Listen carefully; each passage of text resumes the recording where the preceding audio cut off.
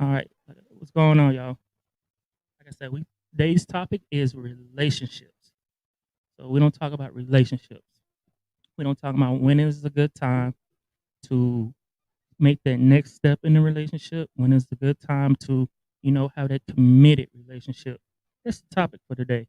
The steps in relationship. Do you know your partner, or when you have kids involved, when you and that partner feel like it's time to make that next bold step in the relationship? Y'all let me know how you feel about relationships and the evolution of being in a relationship in today's society, in today's world. Is it just, you know, time just to be by yourself, or do you want to be in a relationship? And a relationship can be anything. You can have a relationship with a pet, your car, another human being. I mean, some people just like to be alone. So let me know how y'all feel out there. Do you like to be alone, or do you want to be in a relationship with someone and you want to share that with someone? You want to share your feelings. You want to share that, the moments. Let me know how y'all feel about sharing your moments with somebody that you genuinely have love for. That if you meet this person, may it be random or how you meet this person, and you build a chemistry together, then once you build that chemistry, you want to take it to the next step. But how do you know when it's time to take it to the next step? How do you know when that person is the right person to meet, you know, the significant others, your mom and dad, or if that person the right person to bring around your kids? What are the red flags? What are the green flags? How does that person treat you? When is the right time to take that person around family, friends? So we don't let me know what y'all think about the relationship, and what are some relationship goals? What are some couple goals you have? Y'all go ahead, drop your comments in the chat. We're gonna go ahead and talk tonight about relationships and the steps of relationship. Now, do you feel about being in a relationship with significant others, with other people? Just let me know. All right, we got a comment. Miss Annie said, happiness doesn't mean bringing in a relationship sometimes. It means being happy alone. That is correct. Sometimes you have to be happy alone. Sometimes you got to love yourself before you can love someone else. But when does being alone is enough? Sometimes you miss that companionship of a person. You miss being around a person. You miss, not necessarily has to be a person. It can be a dog or a pet, but you miss that companionship. So you can only be alone for so long before you seek companionship of a significant other or someone else.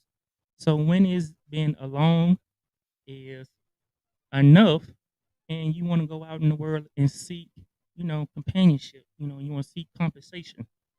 You know, Miss Bird said, "Get a dog." Yeah, sometimes you get a dog, but you know what they say about dogs. Dogs are man's best friend, and dogs are loyal. But will a dog really love you the way a person will love you? That's the point. Would a dog hug you? A dog would give you affection and love, but is the type of love do you need? Now, some people can't love. Some people don't know the definition of love, and some people don't know how to love back. Some people don't even love themselves. So, first off, you got to know how to love yourself before you love anyone else. Then, you got to know how to transfer that love to who you want to love. You just can't be out here and just doing willy nilly. Miss Bird said, "Yes, they are more. They are more lower than human beings. Yes, dogs are more lower than human beings. That is so true. That is so true. And a lot of people have pets that they love just like human beings too. And when that pet passes away, they feel that void that the pet is gone. And because that pet has become part of their family, and they give that love to that pet. And then once the pet is gone, they break down. And some people would rather love their animals than love human beings. But didn't, you know, ain't we put on this earth to love one another? That's the question. Can you love another human being? And what's the levels of love? What are the difficulties and levels of love? Because you can have platonic love, You can have that exotic love. You can have that passionate love. So, what are the levels of love? Oh, we have a comment from Mr. Gary Smoot.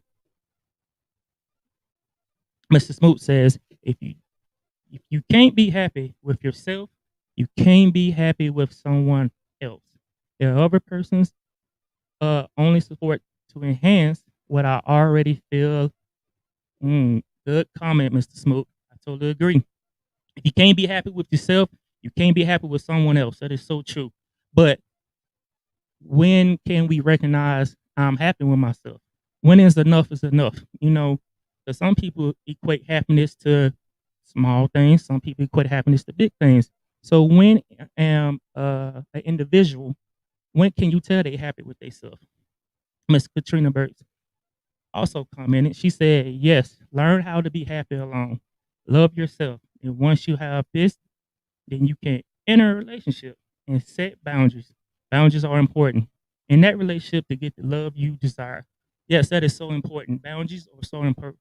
Boundaries are important with any type of relationship. I think once you cross set boundaries or you set boundaries early in a relationship, you set respect. Because I think boundaries and respect go hand in hand. You have to respect that person's boundaries, and you have to respect that he or she's not going to cross those boundaries. So you have to set them early in a relationship. And I think a lot of people get caught up with the the lust and the puppy love in the beginning of a relationship, but don't set those early boundaries. And a lot of people ignore red flags. I mean, you if you see red flags in the beginning of the relationship, do you stay or do you leave? So, but you have to set those boundaries at the beginning of the relationship. I think that is very important. So you and your partner can communicate. Look, this is what I like. This is what I don't like. This is my line. This is my button. So if you once you set those boundaries and he or she crosses those boundaries or don't respect you or your boundaries, then you need to have that internal conversation with yourself. She also said, absolutely, boundaries equal respect. Yes, because you gotta have respect in like I said, you gotta have respect in a relationship. That's the first part. You gotta respect each other's partner as partners, and you gotta know that you're a team too. Because when you decide to bring kids into the situation or kids into the equation, you have to learn how to respect the mother of the kids, and you have to learn how to respect the kids too. Yes, Mr. Smoke commented and said, if you see red flags, I address them with the person. If they don't want to improve, then I show them the door. Mr. Smoke said he kicking them out the door once the red flags come and you don't improve. I agree with you. I mean, but what are your red flags? Some people, men or women, would tolerate so many red flags before they kick that person out the door. So what are your red flags? What makes you say, hey, I'm not taking this? Because then it's levels to everything. So a person can only take so much abuse or so much, I ain't gonna say abuse, I'm gonna rephrase that, so much neglect before they start ignoring red flags. So you have to do an inside check. Excuse me, that crown hitting too hard. You have to do a personal check and see what are your red flags, because everybody red flags are different.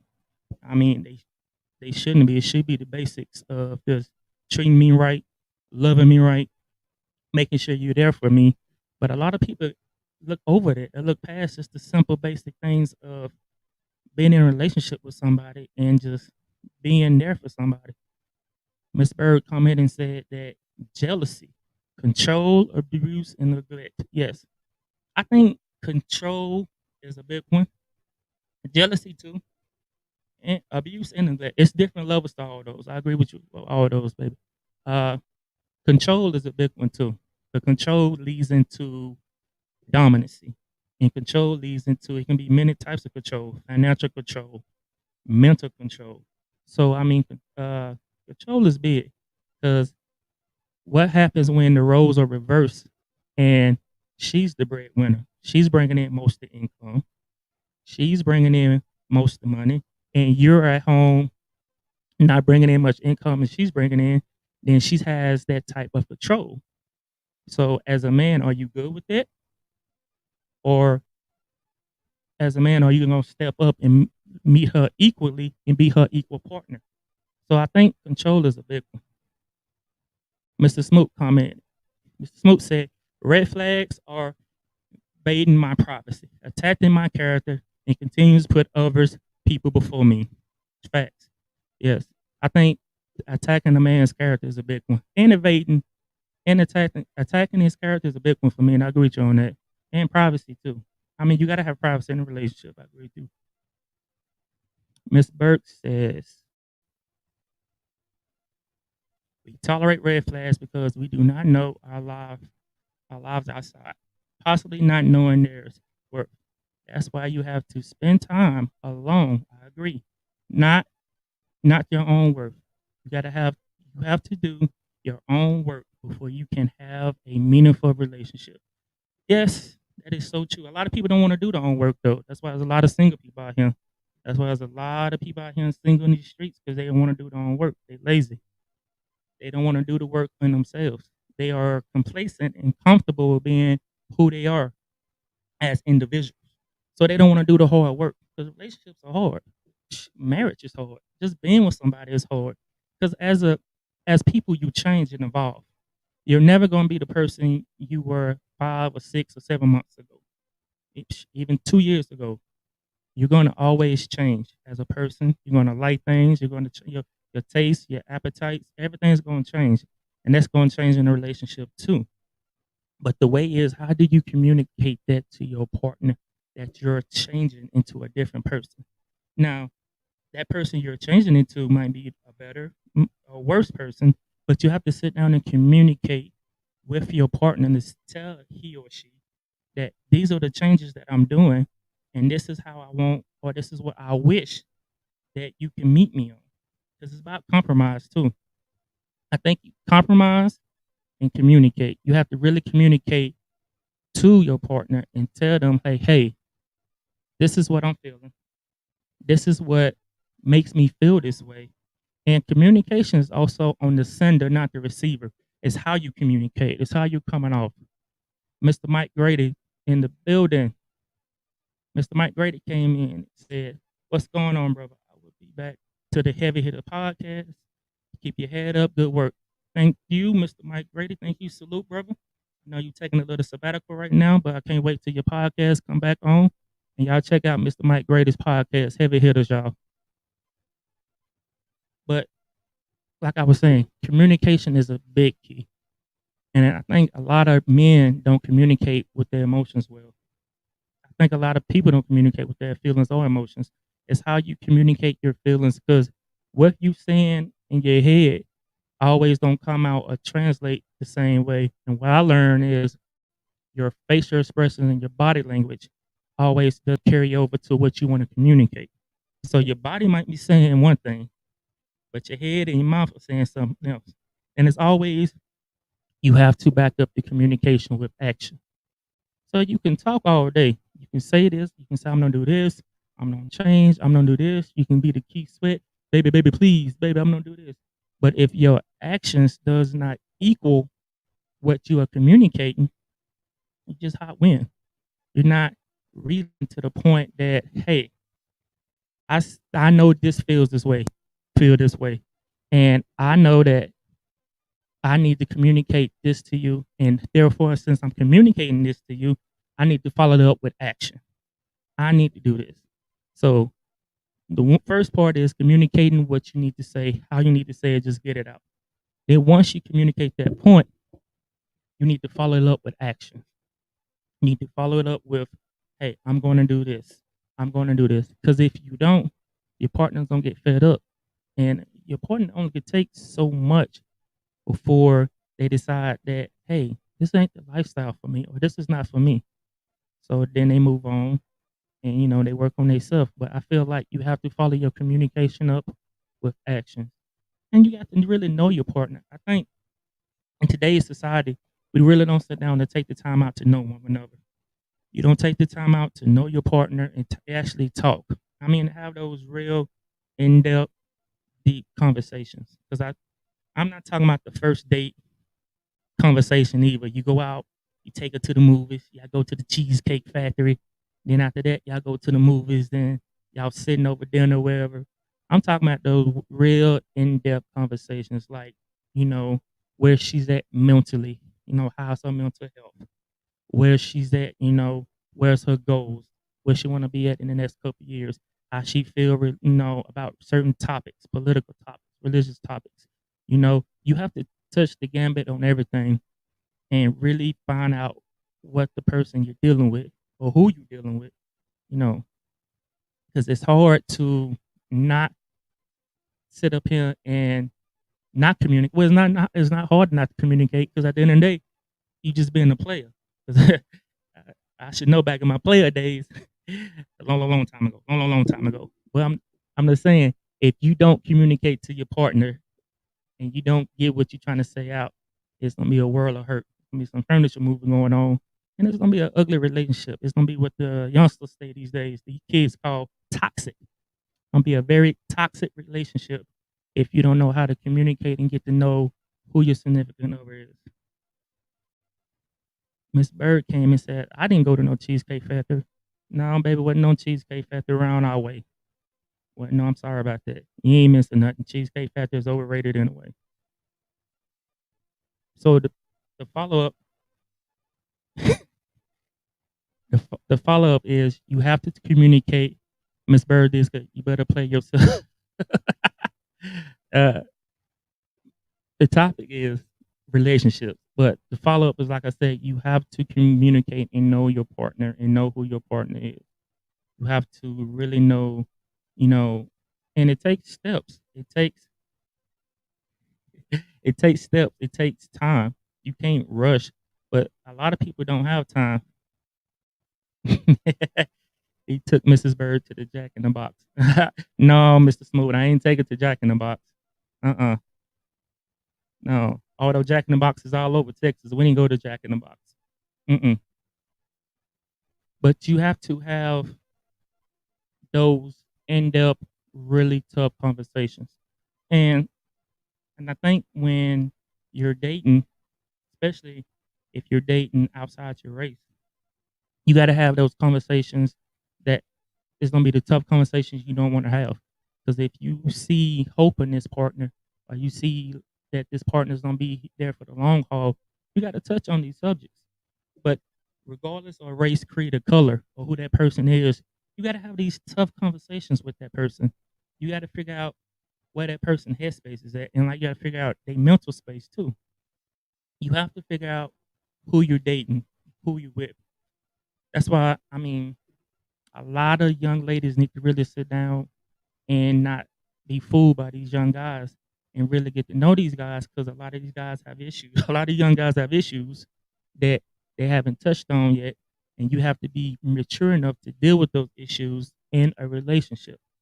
So you never know a person's background until you actually sit down and figure that person out and figure that if that person's coming along with baggage, do you want to stay with the baggage or you want to continue to go, no, discard the baggage? Because in these days, a lot of people come with baggage. Most everybody's coming with some type of baggage, but it depends on what the baggage is. It can be emotional stress. It can be, it can be kids. It can be finance. It can be family. Whatever that person is bringing to the table or bringing you as the person that you're dating, he or she, you have to figure out if you want to stay there or you want to leave.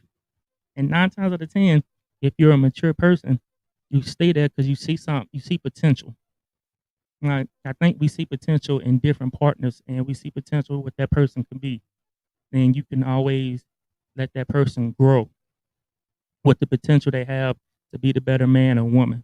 So you work on that person, you work on them, you mold them. It's like clay. You shape that person into the man you want to be, and so forth. Same way with, a man is shaping a woman. Women shape man, a man is shaping a woman. We shape each other into the individual persons we want to be, into who we want to be in a relationship. Because you mold that person, you take time, and that's the big thing. You invest time in this individual. It's like the stock market. I'm gonna sit up here and I'm gonna buy stock. I'm gonna put stock in this individual. Now, depends on how much money I put into this stock, is how much the stock is gonna go up. And I think when you invest into someone like that, you invest into their lives, or you divest into their lives like that, you want their stock to go up. You want them to be the person that you you seen that potential to be. So you're putting, you're molding that person. You like, okay, you're developing that person so you can fit, the mold that you want he or she to be. So I think that's very important. You need to both invest into the relationship, both parties, and then you need to develop where the relationship's gonna be. I mean, then if it all that doesn't work out and you feel like you need to separate, and and if you have kids that's involved in a relationship, you need to sit down and have that conversation and see, can you co-parent. Now, co-parent is a big thing these days, and when I say it's a big thing, it's because both parties have to have that mature conversation and put that the child comes first. So with any co-parenting relationship, it's not about the parents anymore. It's about the child. What's good for the child? What's better for the child? So when it comes to co-parenting, you have to have that conversation, and you have to be mature enough to have that conversation with both partners and separate y'all feelings. Put y'all feelings to the side. Y'all had this child together. Y'all lay down. Y'all did what y'all had to do. Now y'all have a baby in this world. Y'all have to be the adult enough, mature enough to raise this child and to make sure this child has the best care, the best love, and still separate your feelings from each other and continue to make sure that child sees both of y'all as respectful parents. Now that's easier said than done, but it's a lot of, I mean, it's a lot of examples out here that people are co-parenting, and co-parenting is possible. It's hard. I'm not gonna sit up and say it's easy. I'm not speaking from experience, thank God, but I'm just saying I've seen examples of people co-parenting, and they have done a very successful job with co-parenting. Because at the end of the day, it's about the child. It's never about the relationship of the two people. It's always about the child. And once you have that intelligent, mature conversation, and you sit down with baby mama and baby daddy, and y'all talk, and y'all put the child's needs first, then you can move forward and have a successful co-parenting relationship. Then the child will see that. So once both parties are happy, therefore the child will be happy. So I mean, co-parenting it's big, but it's a journey that both individuals have to partake in. So I mean, you have to sit down, like I said, and have those tough, hard discussions and conversations. You have to know your partner's love language too. I mean, that's in the early parts of the relationship. You got to know what's the five love languages and what's your partner love language. Because before, you could have probably stopped all this, all the co-parent and all this, if you would just sit back and look and evaluated yourself and said, "Hey, I'm doing this wrong. My partner said I need to correct myself in this situation, or I need to do this." Or, like I say, communication is on the sender, not the receiver. It's how you're communicating to your partner, and how you're coming off with your body language, and how you're coming out with your facial expressions. Because your body language can say one thing, and your mouth can be saying something else. So you always have to communicate. I think you have to communicate in any relationship, even with guys. I think men, we have the hardest time communicating with each other, is because egos are a big factor dealing with men relationship. Because men tend to hang around brothers that are like, I'm gonna hang around people that are like minded like me. So if I'm an alpha male, I'm gonna hang out with more alpha males. And when you get a lot of alpha males that's in one area, a lot of ego comes into play. And a lot of men are good with not communicating their feelings and telling them, because of the stereotypes that have been put out there, that men are not supposed to cry. Men are not supposed to show feelings. Men are not supposed to show affection, which is totally wrong. As a man, there's nothing wrong with showing affection and showing feelings and being vulnerable. I mean, I think being vulnerable as a man and showing affection, showing empathy, showing love is a big part of their character and shows much maturity and shows how they can be a better person, a better man. But ego is a lot when dealing with men. You get egos, you get the atypical type of man, the alpha male. And when you're dealing with dudes like that, and a lot of alpha males are in that, you have a lot of alpha males as friends. It's hard to me to go up to tell another friend like, "Hey, dude, I don't like the way you treated me." I mean, he's gonna tell me, "Dude, man up." Probably that's what he's gonna say. You know, man up, quit acting like a little old wuss, which is wrong because then right there he's dismissing my feelings. So instead of him hearing me out and letting me express how the situation is, most men, I'm not saying all, but most men would dismiss the feelings of their partners and not think twice about it. Then, then don't let alcohol get involved. Once you get that liquid courage in your system, it ends up to a totally different thing. But I believe that men have the toughest time communicating with each other and communicating their feelings and their emotions. I feel like ego plays a big part. And I think sometimes don't want to say we're sorry or don't want to take responsibility in certain actions in certain things because we just, as a man, we're not taught to express feelings like that. A lot of men are not taught to tap into their emotions or feelings like that. So it's hard for them to express how they feel into another partner. Because then that's a sign of weakness. We've been brainwashed in this society to believe that showing emotions and feelings is a sign of weakness. And it's not. It's not a sign of weakness. Because you gotta have love and you gotta show emotions and feelings to be a person. You're a human being. So you gotta have those flaws. You gotta have those characteristics. So I don't think there's nothing wrong with showing your emotions and showing your feelings and communicating to said partner, he or she, or communicating to your homeboy in a way that, look, if he's really your dude, if that's really your ride or die, he'll listen to you. He'll listen to you and he'll be like, look, bro, this is what's going on. So and so, so and so, so and so, whoopity whoopity whoop.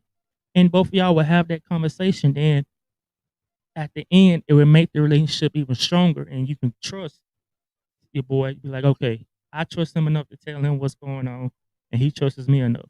Then that relationship becomes stronger. But like I say, that doesn't happen a lot because a lot of egos come into play when dealing with men. So I'm only speaking from my point of view, a man's point of view. I can't really speak from a woman's point of view unless we got some women in the audience tonight. Some women want to comment on how relationships with women is that easier or that's hard to have girlfriends? I mean, I really don't know. I need a woman's point of view. Somebody chime in the comments and let me know.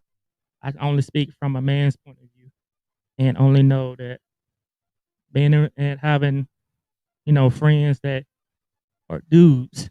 And when we really don't sit down and watch the notebook and express our feelings, we we sit there, crack a beer open, and we watch the game. So let me know what y'all think in the comments. Do y'all girlfriends sit down and have those in depth conversations, or y'all just go, nah, I'm gonna move on with her. She ain't my home girl. She ain't my ride or die. Let me know what y'all think in the comments.